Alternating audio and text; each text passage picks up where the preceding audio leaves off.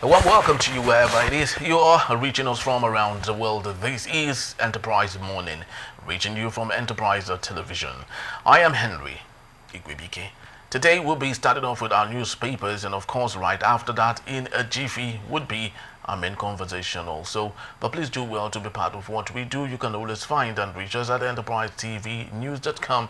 You may equally like, comment and follow us on all our social media platforms at Enterprise TV 7. I'm honored to have with me right here in our studios Innocent Aduluba, communicator, public affairs analyst. Good morning to you, Mr. Aduluba. Good morning, Henry. Thank you so very much for your time. Here. Thank you so very much. All right, so let's kickstart today with the first daily on our desk. It's coming from the Vanguard newspaper, and we have a litany of stories here, very interesting ones, of course. On the very top strip here, plot against Murtala Muhammad started from day one. And that's coming from IBB, still from his book, the much talked about book in Nigeria right about now. And also on the very top there, federal government reforms responsible for rise in oil production. And that is Tinubu stating that fact. We do not know if the barrel of crude that is being produced in Nigeria has increased. The last time we checked, it was still hanging around 1.7 million barrels per day, though there's talk that it has increased to 2.2 million barrels. We do not know how certain that is, but of course our president is saying that his reforms were responsible for the rise in oil production. And on the bottom strip we have US excludes UK, Nigeria orders from the visa free entry for 2025. And equally next to that story, I have never discussed running for the president in 2031 with anybody. That's coming from Rebado, the NSA chair. But let's go to our talking point for today. That's on insecurity. How lack of surveillance tech aids a criminal terrorist. And a couple of riders here. Nigeria's $490 million failed CCTV project fueling insecurity in the FCT and other states, and also a couple of sub-rider to that particular rider. CCTV contractor vanishes with $490 million for making sure that Abuja is secured. Innocent Aduluba. You know, it's only in Nigeria that we just wake up and we hear one animal has swallowed millions. And we thought it had come to an end, but now it's still before us. $490 million that would go a very long way in changing a society, in changing a community. And this is what we're talking about, just got missing. Well, I think it's breaking news. It's still unfolding, details not clear, but I think where the search is objective, we shouldn't be looking too far. That kind of amount is not what you put in your pocket and disappear. Yeah. There are processes, there are transfers, there were documents filled. That contractor, I don't know, he may have been involved in a pitch. Yeah. You know, there were selective processes. The office addresses must be known, documents signed, sureties and all of that. So if all of these, which are common knowledge, are followed, I don't think that amount has disappeared. But my cliche is Nigeria is a land of political miracles and mysteries. So if we go by what you just said, a snake can swallow dollars. A snake is a natural carnivore. I wouldn't know what a snake could be, what a dollar. What would attract the snake to a paper? And you know, it will gurgitate currency, which should otherwise be harmful to its digestive system. So it's a pity. I said this lately that we're in a country that there is the ingenuity of throwing up new news, if that's grammar enough, and each one makes you forget what's on the ground. nest that was there before. The previous hot topic. You know, so yesterday you went to bed. I doubt if this was the kind of breaking news we were expecting to hear. I'm dying to hear, oh, the government has commenced, blah, blah, blah. Not the government will. I'm particular about the government because they are custodians of the public resources. And there are needs in the society for public resources to address. But whereby the custodian of this cash tells you the money evaporated, the money disappeared, the money took flight. I don't know. Yes, but looking at the importance for which the money was made known, and that is security in the FCT. Now, if you had the opportunity of running through that story, you have like a chronological organization of the story, how that the Kuje prison was broken into, and terrorists were let loose. About 840 inmates actually ran out of the correctional center, and since then Abuja has been a hot place for anyone to stay in. Now, given the importance of CCTV in ensuring that security is maintained in the FCT, and now we do not have it, what do you think a city like Abuja can do in order to maybe, of course, not totally reduce because it won't go away, but at least ameliorate the case of insecurity, especially kidnapping in the city? Well, I think Nigeria's journey towards ascending to global city status, Lagos, Abuja, has been mitigated. If you travel, and then if you watch on TV, CCTV cameras or whatever cameras that keeps constant surveillance that keeps track. is given, is ordinary. It's not a big deal. It's basic, yeah.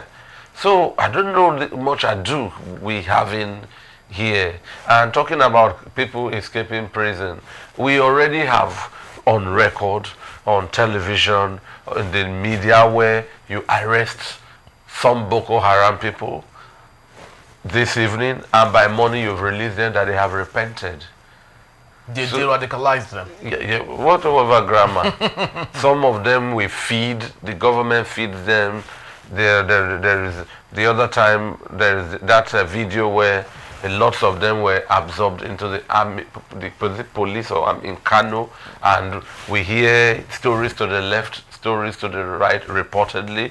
So is it just this one Kuje prison break that necessitated the high rate of crime? When you have others in your hand, you let fly.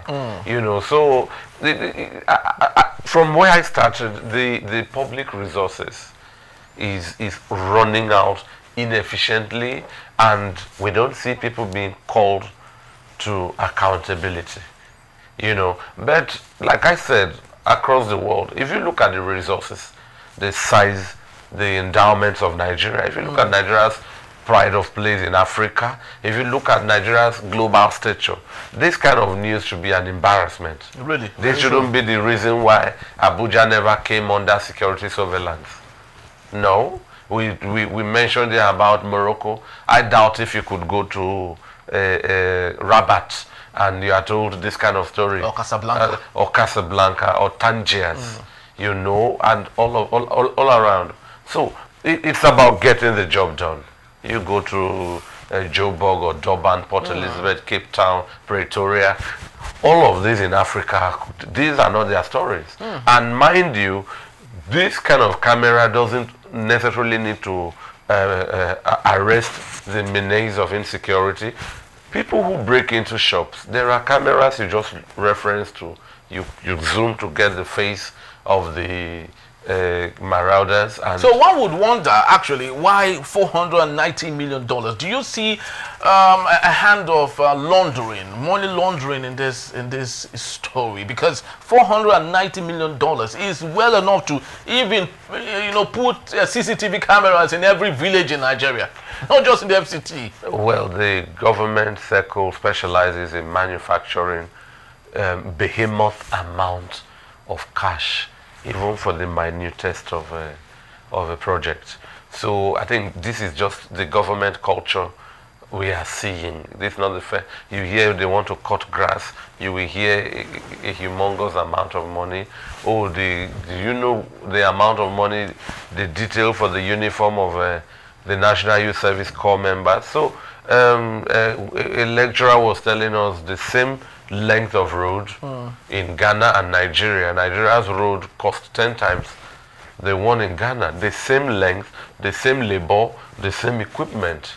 So, but Nigerians have slumped to acceptance. For us, just give us that amenity at whatever humongous rates. Just let's have it. Like I would say, if you look at where the prices of flight have jumped to, so if you want to go to a Shein in Oyo State, if you leave the Lagos, Shagamu, Lagos, Ibadan, is the road to Shein that smooth? Or these are just the visible ones? You know, or you want to travel from Enugu to Umuahia. Is that road smooth? So, it's an overlapping topic. You now hear an amount, like you said, something for Abuja for you, that amount is humongous enough for the entire country. You now ask, like I had mentioned before, what were the stages for the contractual award? How many people pitched? Was it an open system? Is this kind of contractor who disappeared? Did they emerge via the route of merits? You know, a reputable firm with integrity wouldn't be this. I don't know what to say. You know, if there are credible houses, you want to do audit, you want to carry out projects, you want to do training. There are credible places. I don't.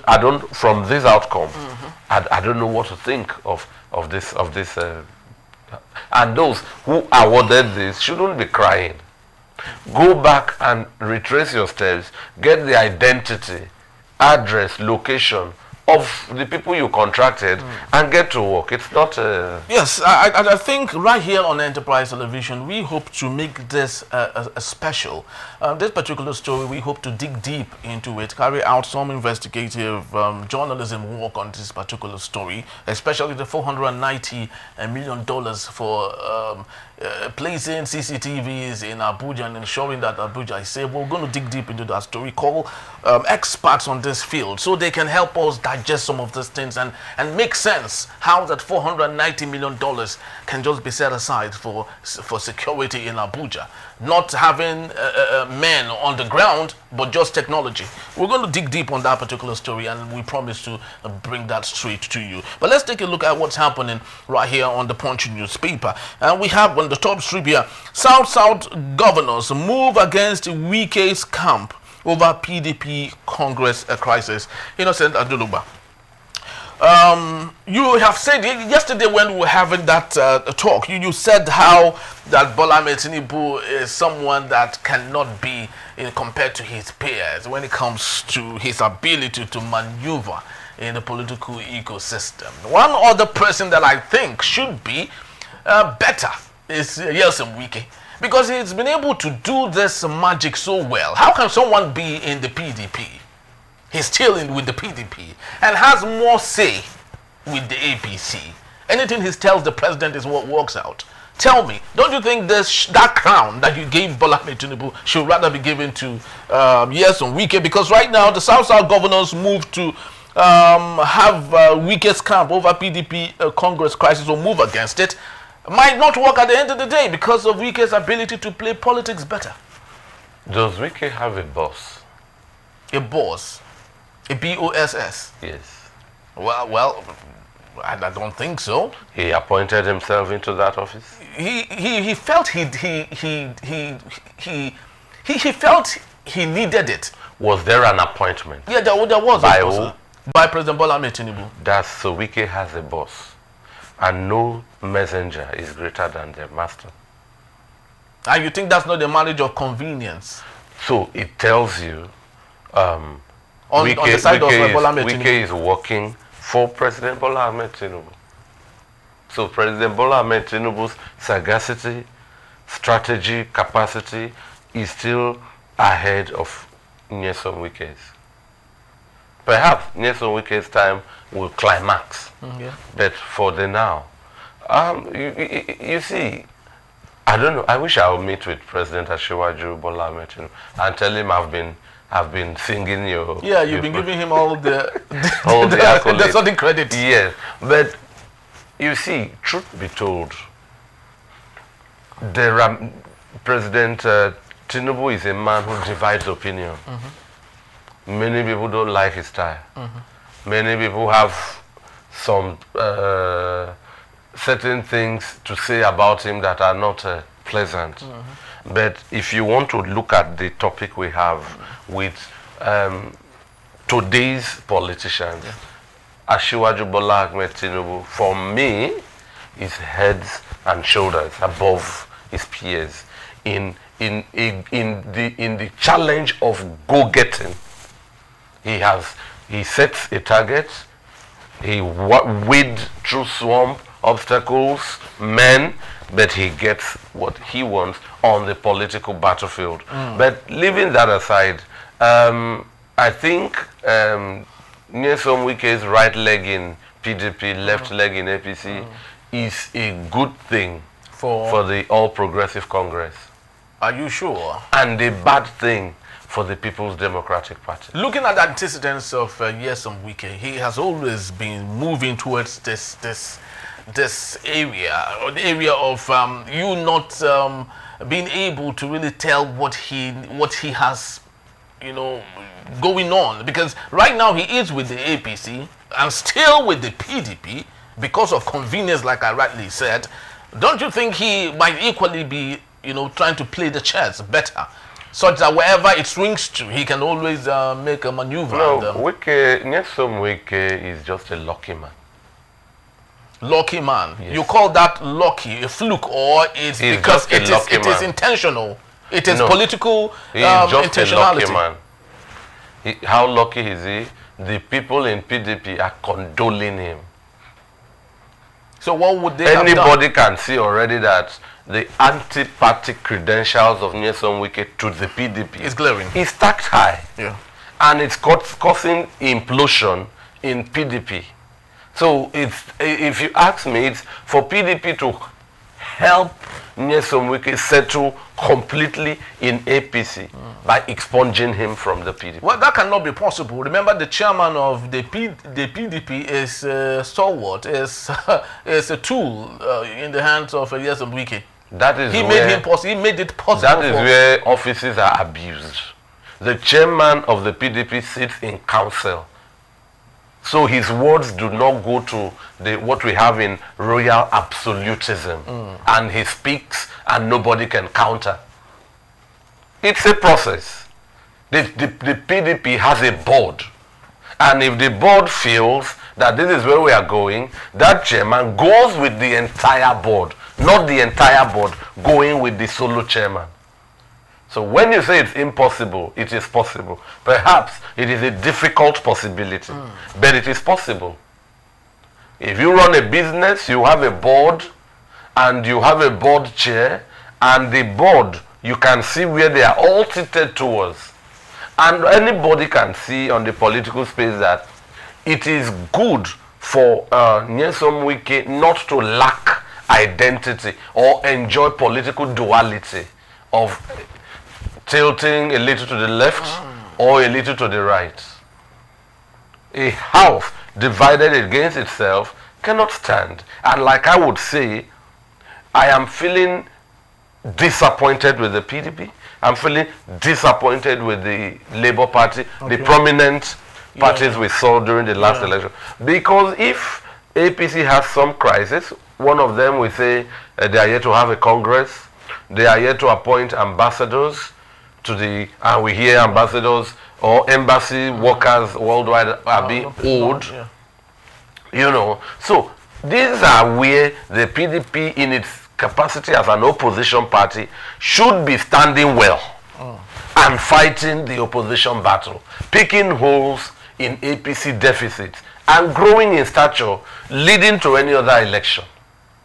But you have someone whose one leg is with you, you are sure he is not completely with you. You've seen him freely dining at the highest level with your opposition, and you know he is getting glove treatment there. You know, when the gloves are off, the punches are painful. Yeah. So right now, Nyesom Wike is all gloved up with the APC. Well, so, sorry. Yeah. So if the PDP knows this, and they need to make progress, it's to ask, I mean, give him an ultimatum.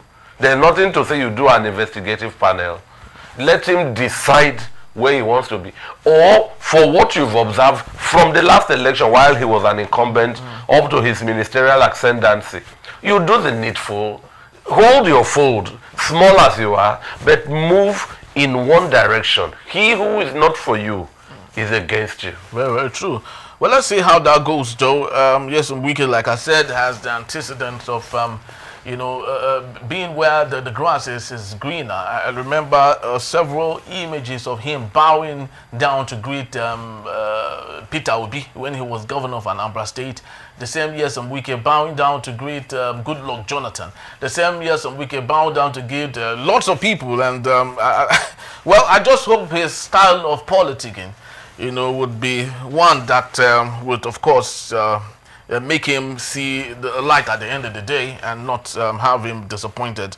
But let's take a look at this story just before we call it a day on this particular segment. Senate backs Akpabio as Natasha files a 103 billion naira defamation suit. Innocent Aduluba, we've talked about this issue, Natasha Akbuti Oduaha versus Akpabio. It seems to me what goes around comes around. History is repetitive. In 2018, Senator Godswill Akpabio, then majority leader, I love to believe, equally had issues to settle with Bukola Saraki, the Senate president at the time. And the issue under reference with Natasha Akpoti Oduaha was equally the same that he was going through. He was asked to have a seat in a particular place, and he said no, he wanted to sit yet in another place. And it was, of course, a fracas that brewed at the time. The same repeated itself in 2025 with Natasha Akpoti Oduaha. And rather, as at the time, Bukola Saraki, of course, allowed him have his say, didn't discipline him. But for Senator Godswill Akpabio, he sent Natasha out of the hollow chambers.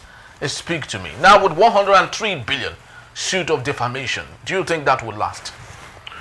Well, if you look at the amount 103, and you juxtapose it with what happened in the House, I wonder if this goes through, the worth of Senator Natasha Akpoti-Uduaghan, if there were verbal altercations and then you were escorted out, and that costs 103 billion. Wow, it's I don't know what to say. But of course, certain things happen quickly. A lot of things are uncontemplated, not premeditated. I think the Senate president was right. Was right? Yes. On what grounds was he right? I think he was right because the chief whip, Mongono, is on record to have accosted Senator Akpoti-Uduaghan to let her know that consequent upon the defection of Ned Nwoko, as is the culture of the House, you can see that name, Ned and Natasha, alphabetically, seats have been adjusted. Okay. Here is your seat. That is on record. Okay. That is where I am aligned with Senator Godswill Akpabio, the Senate President. Now, which he was guilty of in 2018, obviously. We are talking 2025. Yeah. And you cannot reverse yesterday. Yeah, but of course we can make reference to the past. Whatever when the man in concern is who we're talking about here. Well, all thanks to that brilliant man, Senator Bukola Saraki, whose handling was tidy. The matter very well. Awesome. So that's where I'm going now. Yes. Now, there are political exigencies. Senator Akpabio, not age-wise, is a father to Natasha in that capacity.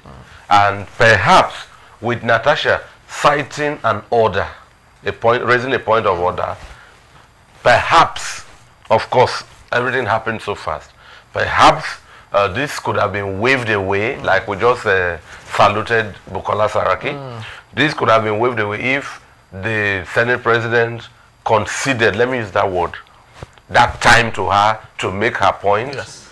And everything would have looked and let it slide. Politically seamless. Yes. And then behind the curtains, you go to flog your horse, you know, or straighten things out. Mind you, Senator Akpoti Uduaghan is under the aegis of the Kogi senators in the National Assembly, where was that man and their leader, Senator Issa, had publicly apologized to the Senate President on that day.